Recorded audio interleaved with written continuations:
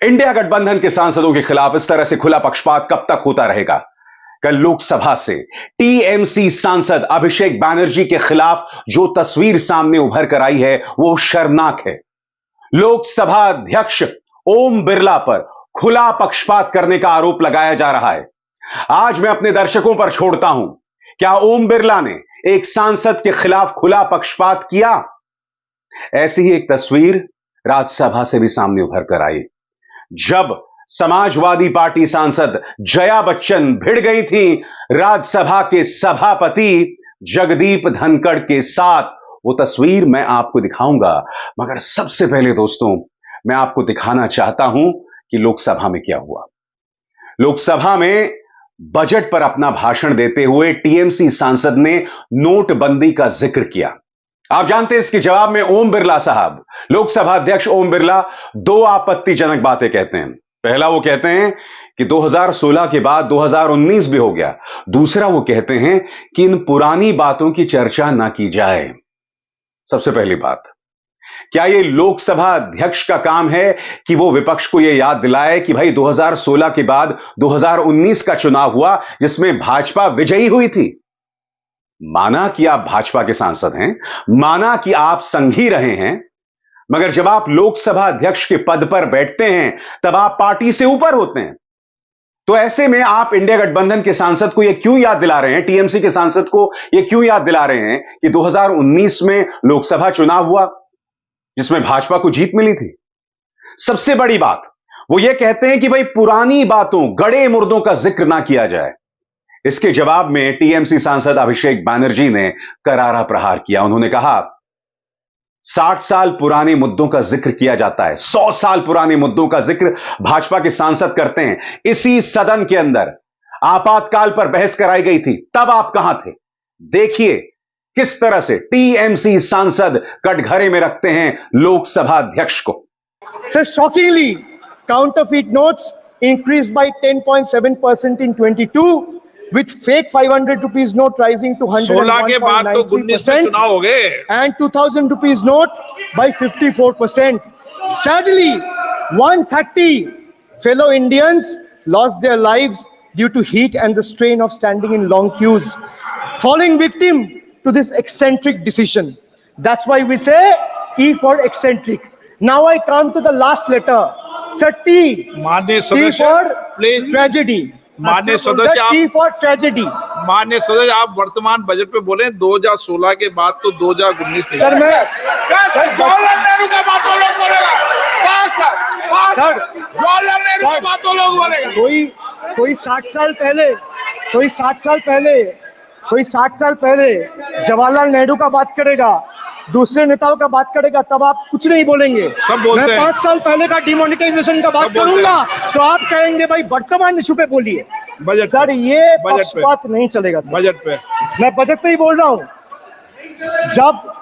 जब बिप्लब देव बोल रहा था तब 100 साल पुराना बात कर रहा था, 50 साल पुराने इमरजेंसी का बात कर रहा था, तब आप चुप थे। और अब मैं डिमोनेटाइजेशन का बात कर रहा हूँ, आपको चुप रहे। वाह सर, वाह। बोलिए अपनी बात पे। T for tragedy, and this is the tragedy. The example you all set in the house. This is why I say T for tragedy. When the Kolkata flyover collapsed few years ago, Modi ji gestured that it was not an act of God. He said it's an act of fraud.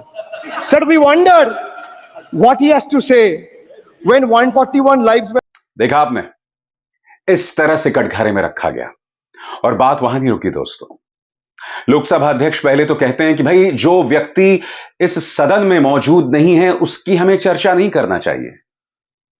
तो जवाब में अभिषेक बैनर्जी पूछते हैं कि अध्यक्ष महोदय, इसी सदन में ममता बनर्जी पर प्रहार किया था, तब आपने तो ऐसा कुछ नहीं कहा था कि ममता बनर्जी मौजूद नहीं है।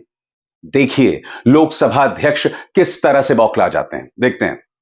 हमें ये प्रयास करना चाहिए कि जो इस सदन का सदस्य नहीं हो उसके बारे में टिप्पणी नहीं करे, सभी लोग इसकी पालन करने का प्रयास करें। और मैं एक चीज से स्पष्ट करता हूं, ऑनरेबल चेयरमैन सर ने बोला जो इस सदन के सदस्य नहीं है, कोई भी सदस्य उनके खिलाफ कोई टिप्पणी नहीं करेगा। सर मैं आपसे इतना पूछना चाहता हूं, पश्चिम बंगाल के चीफ मिनिस्टर ममता बनर्जी सदन के सदस्य है? नहीं है। बोलिए हाँ कि ना। तो उन्होंने क्यों टिप्पणी किया?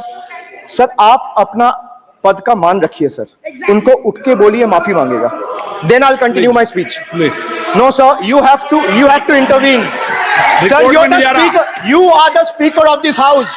No sir. एक मिनट प्लीज, मैं हाथ जोड़ के बड़े चंपू, আমি हाथ प्लीज प्लीज प्लीज। आग्रह करता हूं, विनम्र रूप से मैं आग्रह करता हूं सर, उनको बोलिए आप स्पीकर के नाते, अध्यक्ष के नाते, माननीय इस सदन सदस्य, का गरिमा के लिए आप उनको बोलिए उठ के वो माफी मांगेगा। नहीं प्लीज प्लीज, आपको कंटिन्यूस करना है तो करिए। उनका नाम सदन के रिकॉर्ड से निकाल दिया है, नहीं करना है तो आप डायरेक्शन मत दिए कि उनको माफी मंगाई। आप मुझे डायरेक्शन नहीं दे सकते। मैंने उनका नाम निकाल दिया, ऐसे कई बार हुआ है सदन में, पहले निकाल दिया है।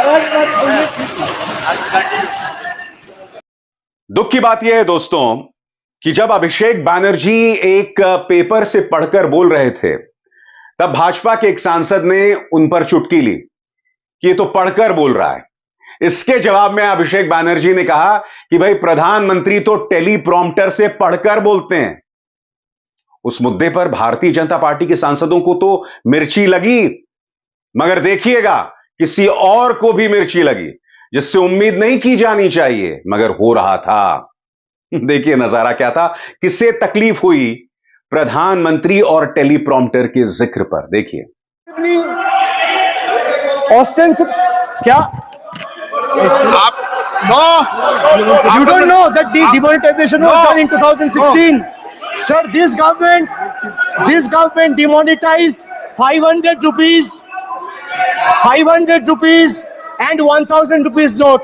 Sir, ये मुझ पे आरोप लगा रहे हैं, मैं पढ़ के बोल रहा हूँ। पीएम टेलीप्रॉम्प्टर से बोलते हैं सर, प्राइम मिनिस्टर टेलीप्रॉम्प्टर से बोलते हैं। नेता तो मैं पढ़ के ही बोलूंगा सर। अपना नेता को जाके ज्ञान दो। अरे अपना नेता को जाके ज्ञान दो। चर्चा मत करो, आप अपनी बात कीजिए। आप अपनी बात कीजिए सर। दोस्तों आपको याद है राहुल गांधी ने मुद्दा भी उठाया था सदन के अंदर कि जब आप प्रधानमंत्री से मिलते हैं तो झुककर मिलते हैं, जब मुझसे मिलते हैं तो आपकी पीठ, आपकी रीढ़ सीधी होती है। आप लोकसभा अध्यक्ष हैं, पार्टियों से ऊपर आपका दर्जा है, प्रधानमंत्री से भी ऊपर आपका दर्जा सदन के अंदर है।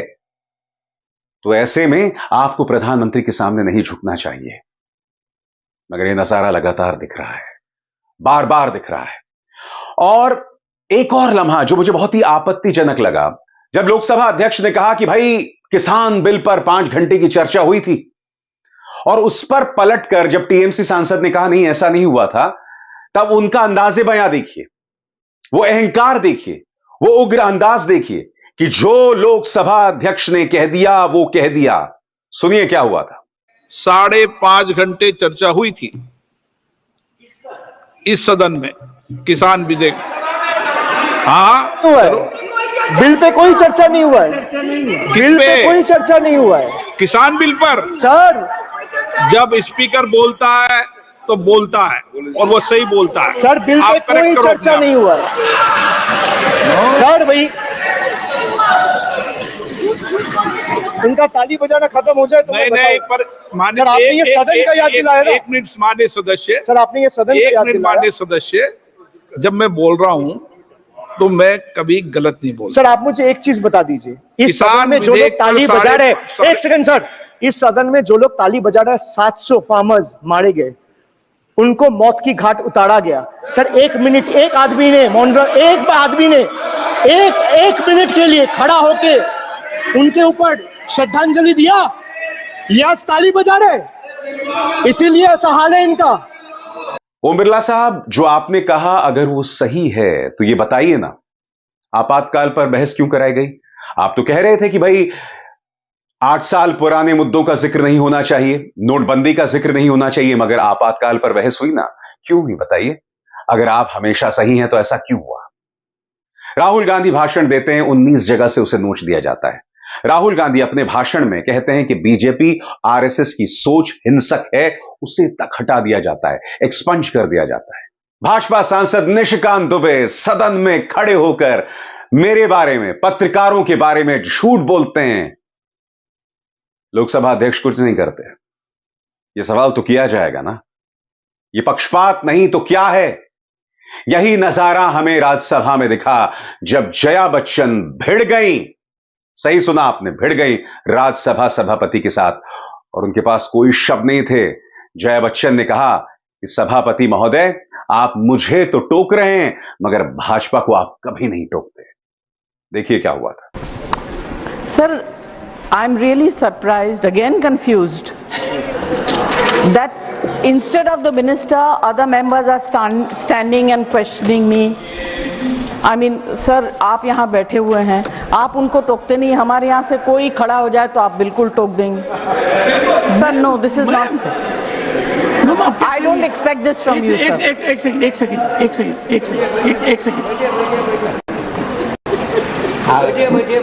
I think I am fair to every member. Those who got up there got my test. I would as everyone, but when I do this time, it is more noticed. This side is not noticed. Yes, ma'am, your supplementary. It is not noticeable, sir.